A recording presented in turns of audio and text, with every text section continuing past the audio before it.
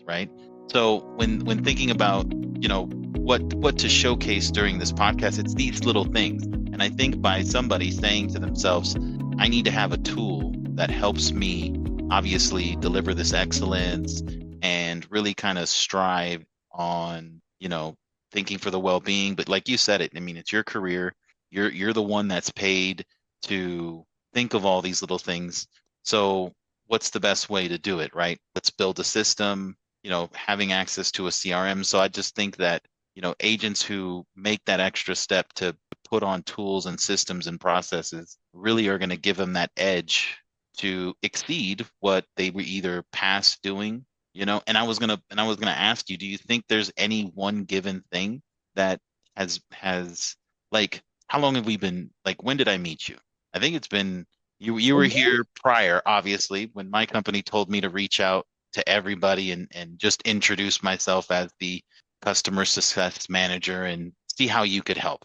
I don't know why I fixated on you, but every time you said, no, I'm good, I know what I'm doing, I was like, ugh, you know what I mean? Like, why can't I just show her something? She doesn't want me to show her nothing. I can't, and until you broke. But you tell me Well, I mean, I was like, okay, at that time I had my email templates. I kind of had my core ones, right? But yeah, I mean, at that time it was, I actually did 1 year where I paid for a specific lead company. That's the only time I've done any paid leads. But when I did that, I was like, oh my gosh, I need I need a way to stay in touch and keep with these people. So you helped me develop, and we spent some phone calls and Zoom calls, I should say.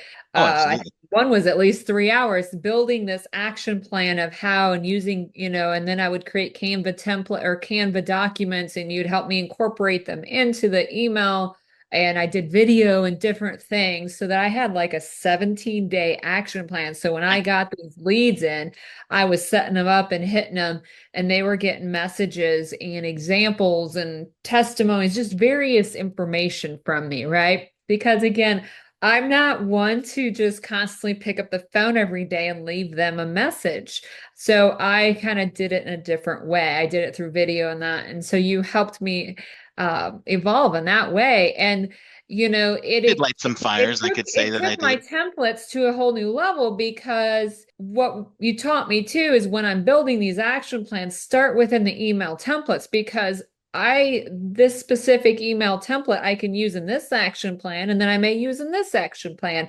I can then pull it as a resource, whereas I just put it in the action plan, it's kind of locked on that action plan. So when it's out over in templates, I can pull it and use it in various, or I can just use it as an email and maybe doctor it up a little bit and ship it out to past clients, or my When I silent ones. when I Or taught you the action plans on, I think I taught it was like on a Thursday, and then we came back to the next Thursday, and I thought we were just going to talk about the one action plan. I think we had maybe we were within 10 activities to this action plan, and you come back and you had you had seven different action plan, and then we were into like the 17th activity. You took what just showed you simply and just kind of gave you some thought, like how you could do it so that you don't have to do it, and you can just set up all this automation for you if you don't want to, follow up on I top. need You I needed automation blew it because up. when it comes to the whole lead system, um, it can be exhausting, at least for me. When Oh yeah, and yeah, through I my think you're office speaking for they did everybody. leads where leads would come through text message, and that would stress me out because I could be out with my kids, especially when they were younger. It would just stress me out when my phone would ding. So, again, like I said, I did do a year where it's the only time where I've paid for leads. So I was having to pay monthly for these, and that's too, I'm kind of tight with my money. It's like, okay, if I'm paying for these, I have to have a plan in place that I am communicating, because I've got to turn some of these. And I did. I did really well with it in that year. Unfortunately, that lead stream's way of getting leads changed a lot. And I really kind of then too in the end came to the conclusion that I just need to work my sphere. My sphere and it is really taking care, that provides a good amount of business. And I have another email template that goes out at a couple of various stages in the transaction, right? There's a couple different points I'll send it that it will ask my clients to give me a review on Google, on Zillow, on realtor.com. I have a lot of reviews because I send that out. And I give people examples of, a lot of times people are like, okay, she was great, but I just don't know. I don't know what to say under pressure. I can be like that. Okay. So I kind of give them examples of what I'm looking for, like how is my communication, just question prompts within Coach them. the email, Yeah, that's not. because I give them some guidance on what they can say, that will Why help not? my business. Too, hey, Absolutely. say where you're from, or, just the county maybe you live in, or, mention you actually truly use my name in your review because that helps Yes. the algorithm, right? Yep. Not So not again, she I'm was coaching great. them on how they can craft it because they're not writing a review for a real estate agent all the time, right? No. No. And No? if they could just listen to just a hint of your suggestions, right? And Mhm. you possibly, help them with the whole ordeal, right? You're most likely going to get it. You're going to get it the way that you want it. When other people read it, what kind of, you know what I mean? What kind of Oh, I response? have gotten so many. I've this year in 2024, I've gotten the most clients, buyers or sellers, that have just randomly found me online, read my reviews, and called me up and said, "I want to work with you." Um, and yeah, I can say I think I've gotten at least 4 or 5 listings. Okay, just listings alone. So Uh, you said it that you just focused on your sphere, right? I'm curious, just so that the audience can hear, how big is your sphere? Because I think that that number really matters. But Okay. Mine's about 200, to around the 200. And I know you and I have gotten into conversations about this. I don't like it to be this, I don't like it to be huge. I need it to be people that matter to me that, and I do have some people in there that have just kind of lingered. Again, what's nice is when I send emails out, I can go into that individual and I can see, are they opening them? So I have some what I call silent that I've just acquired through various but uh, silent, online. But, your idea of the silent has recently changed because you actually somebody from silent reached out to you oh yeah, from just from a like, from a not I don't want to say like, a random email that you put together and threw out, but from something that you sent out, yeah.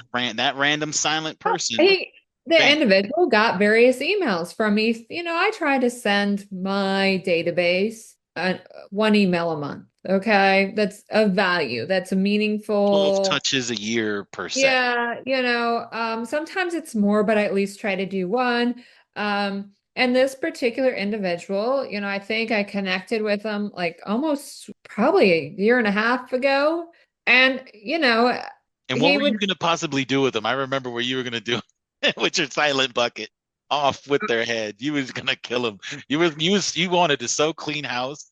And well, I was I did like, it. but I was just like, just leave it. Just, I felt The bad as a ones that salesman. when I You know? go through, so when I click on them and I can see, have they opened my emails? Right. Okay. If they haven't opened a single one in over a year, I'm like, okay.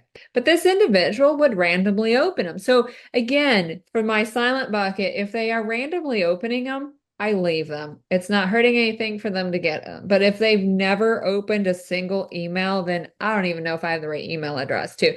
And I do, yes, I'm not a big cold caller, but I do call those people from time to time. Just I to mean, there's shake the a whole tree. other feature in Field Notes called touch points where you can set up and it can kind of be the kick in the butt that I need on a weekly basis. Like, oh, I should call these 10 people or email or do some sort of touch, right? Absolutely. So That's again, what they're that's super a important. whole other feature that is awesome about Field Notes. But but I can see if people are opening them. And I'll tell you, my open rate for my entire database, so whether it's past clients or just my silent leads, or if I send it to everybody, is really it's I would say it's about, 60 to 75%. It just depends on the email and the time of day I think I catch them, right? But I And have a that's really good emails. open rate. So email open rate is 20%. And I think I'm being generous, industry standard. Now, Mhm. yes, this is your sphere, right? You work with these people, you've done stuff, so they're just not. But then again, there is a portion of people that they haven't yet worked with, right? Yeah. And Oh so yeah. so But they still open too.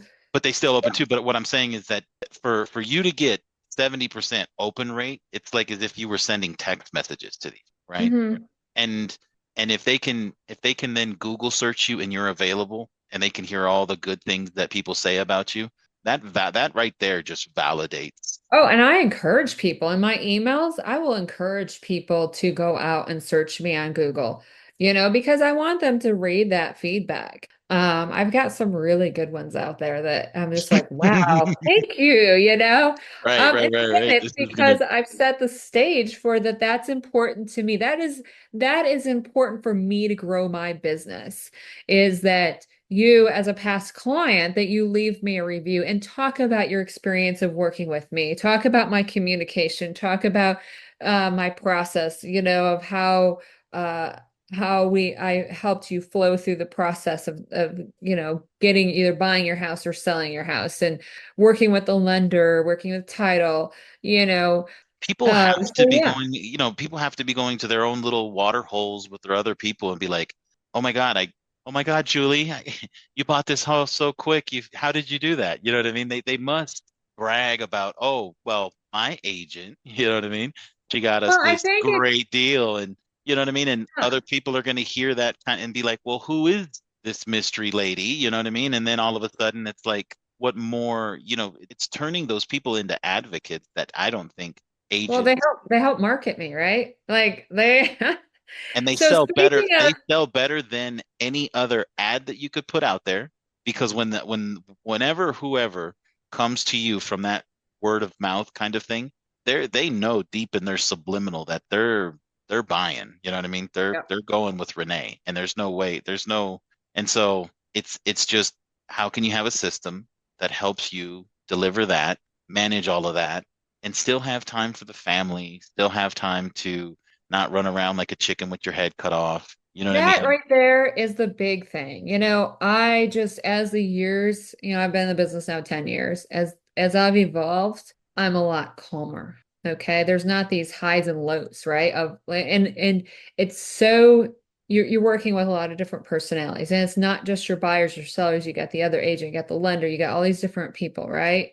And it's easy to if the wheels are off the bus on one side of that you get caught on that and you're going on that roller coaster. And I'm not on those roller coasters like you Yeah. used to be in the beginning, right? I have control of that coaster. I'm driving the bus Yeah. and I'm setting the tone for how things are going to flow.